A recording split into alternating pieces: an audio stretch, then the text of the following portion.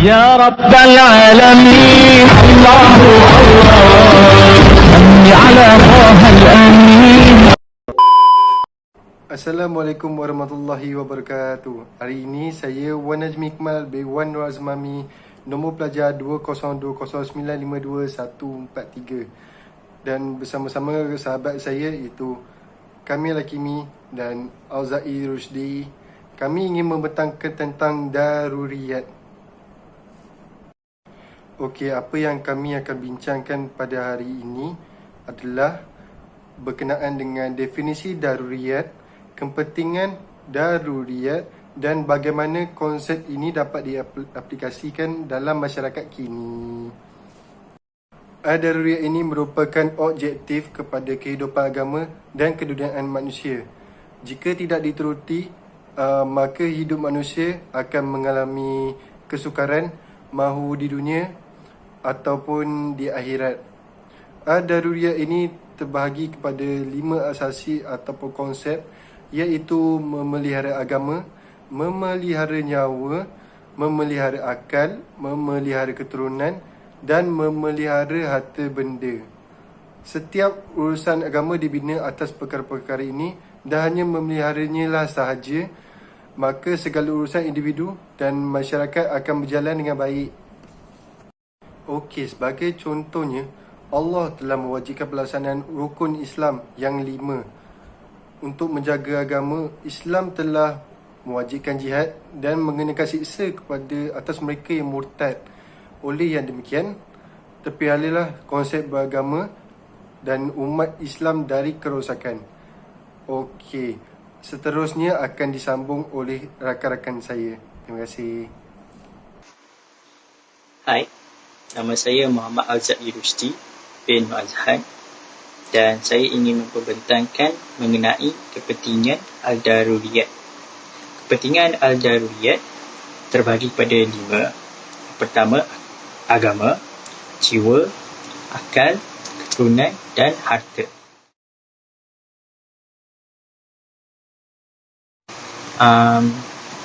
Al-Imam Al-Shatibi telah menjelaskan bahawa kepentingan al-daruriyat adalah keperluan asas untuk menjamin keselamatan dan kesejahteraan umat manusia. Sekiranya tidak ada permintaan al-daruriyat, maka sistem kehidupan nizam atau manusia akan hancur, dan itu boleh menyebabkan kehancuran kepada individu ataupun kepada sesebuah negara. Kepentingan asas al-daruriyat terbahagi pada 5 seperti yang saya cakapkan tadi: agama, jiwa, akal, keturunan ataupun manusia, ataupun maruah dan harta. Okey. Yang pertama mengenai agama. Agama Islam telah mengajar bahawa Islam adalah perkara yang asas dalam kehidupan manusia. Islamlah yang menjadikan manusia paling mulia dari semua makhluk yang diciptakan oleh Allah. Haiwan juga merupakan ciptaan Tuhan, tetapi perbezaan antara keduanya adalah bahawa haiwan tidak wajib untuk melaksanakan perintah ajaran Islam, tetapi manusia wajib diperintahkan untuk melaksanakan ajaran Islam dalam kehidupan mereka, untuk memastikan bahawa manusia mengekalkan status sebagai makhluk terhormat dalam Islam. Islam juga mengajar bahawa Islam adalah keperluan asas untuk umat Islam. Okey, yang kedua iaitu akal. Sudah tentu kita semua tahu bahawa kecerdasan akal merupakan asas kemanusiaan. Akal juga menjadi titik perbezaan antara manusia dan makhluk ciptaan Allah yang lain. Tanpa akal, manusia akan menjadi lebih rendah dari segi status kedudukannya dan lemah kerana manusia tidak ada apa-apa lagi keistimewaan dan kekuatan yang lain. Oleh itu, pentingnya kedudukan akal itu. Maka Islam telah memerintahkan manusia supaya mengembangkan potensi akal dengan cara berfikir tentang ciptaan dan kebesaran Allah. Dengan arti kata lain, mengembangkan ilmu seperti membaca, menuntut ilmu dan sebagainya yang boleh memelihara dan menyihatkan akal fikiran manusia. Seterusnya, untuk mengelak dari akal dirosakkan, maka Islam mengenakan hukuman keras ke atas kesalahan yang melibatkan keselamatan akal, seperti meminum arak, mengambil dadah dan perkara-perkara yang boleh memudaratkan kesihatan akal. Yang ketiga pula ialah jiwa ataupun nyawa dan tubuh badan. Kita semua tentu sayangkan nyawa ataupun jiwa dan tubuh badan kita. Mengapa kita sayangkan nyawa kita? Jawapannya adalah kerana kita tahu bahawa dalam adat besam kita akan mati. Oleh itu pentingnya kehidupan dan tubuh badan manusia. Islam mengharuskan manusia untuk sentiasa memperhatikan kesihatan jiwa dan raga mereka. Salah satunya adalah memerintah orang ramai untuk makan makanan halal dan makan minuman yang baik, dan sentiasa menjauhikan apa-apa yang boleh memberi kemudaratan kepada tubuh badan kita. Untuk mencegah kemudaratan pada jiwa dan raga kita, Islam melarang keras ke atas jenayah yang melibatkan kehilangan nyawa dan kecederaan badan, seperti membunuh diri, kecederaan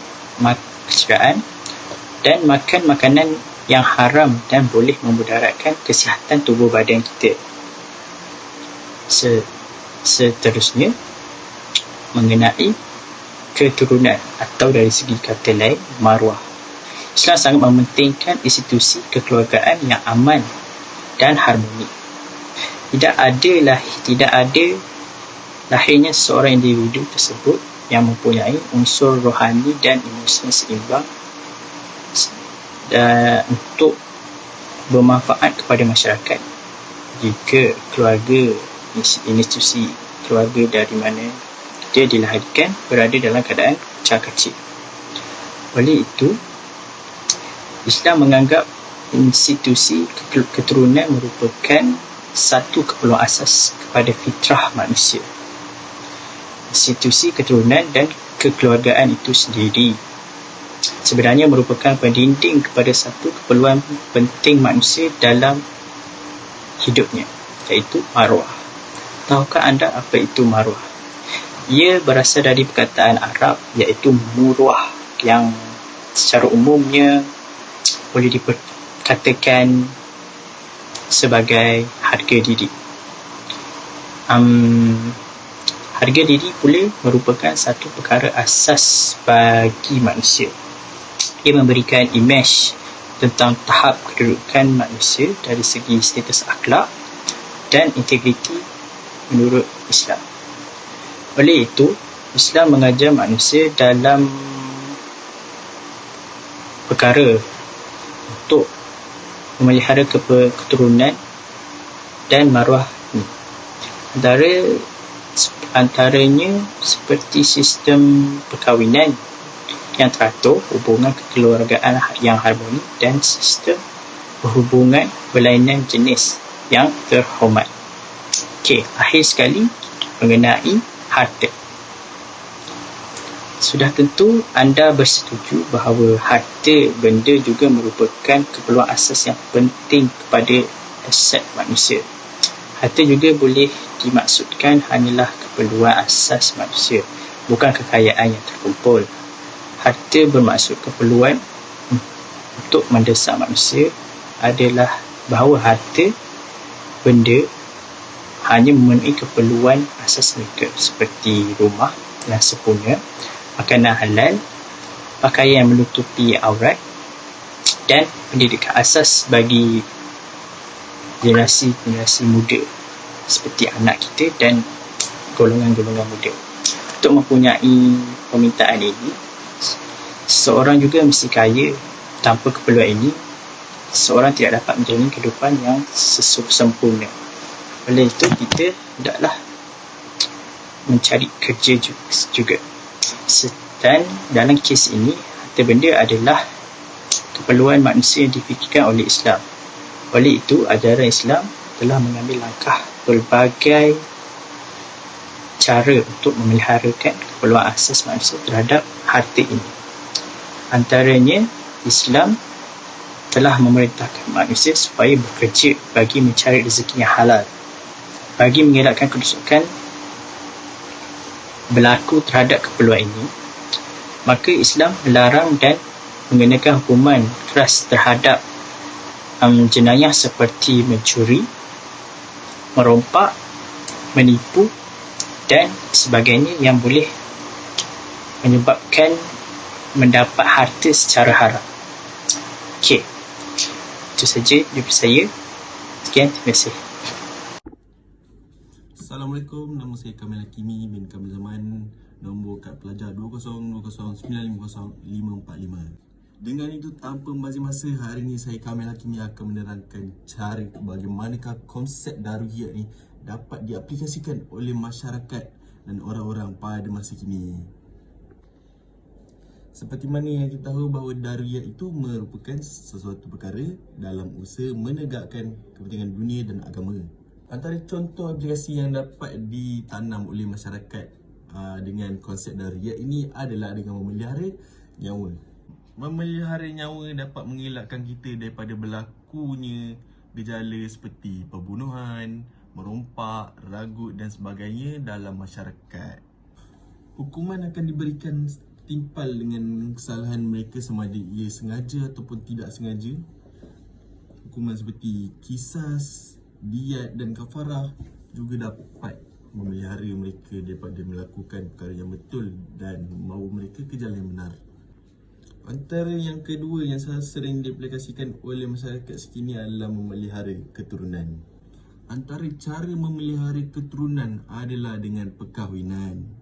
Perkahwinan ini dapat mengelakkan pasangan antara lelaki dan perempuan untuk mengelakkan mereka daripada melakukan zina ataupun mendekatkan diri dengan zina. Dengan cara itu, ia dapat menjaga nama baik keluarga dan juga dapat mengelakkan perkara-perkara yang tidak diingini berlaku serta menjaga keturunan serta nasab. Seterusnya yang ketiga, saya akan teruskan dengan memelihara agama. Memelihara agama itu adalah salah satu kewajipan dan salah satu tugas untuk orang Islam menjaga dan menaikkan martabat nama Islam. Seperti mana yang saya terangkan tadi bahawa memelihara nyawa dan keturunan adalah salah satu prinsip. Akan tetapi, memelihara agama adalah salah satu prinsip utama kepada orang Islam untuk melindungi Islam. Walaupun memelihara agama itu menyebabkan seorang itu terkorban ataupun hilang segala harta benda mereka, ialah salah satu prinsip utama sekali bagi setiap masyarakat. Islam memandungkan sifat prinsip universal yang mana penganut lain boleh menganut agama mereka terpulang kepada mereka, akan tapi yang berlaku pada sekarang ini adalah gejala murtad yang sering berluasa dalam kalangan Islam. Islam meletakkan hukuman bahawa siapa yang murtad akan direjam dengan batu sehingga mati. Setiap hukuman yang diberikan kepada pelaku murtad itu ada hikmahnya, dan juga orang Islam tidak dibenarkan sekali menganut agama lain dan juga mengiktiraf dirinya sebagai murtad. Apabila perkara ini kuat berluasa dan tidak diambil tindakan, ramai lagi orang akan murtad dan ia akan mencemarkan nama baik Islam. Oleh itu, hukuman diberikan adalah setimpal dan juga mengelakkan mereka daripada menganut agama lain dan bertaubat ke jalan yang benar, balik ke rahmatullah. So that is all from our group. Thank you for watching. Assalamualaikum warahmatullahi wabarakatuh. Hari ini saya Wan Najmi Iqmal B1 Nur Azmami nombor pelajar 00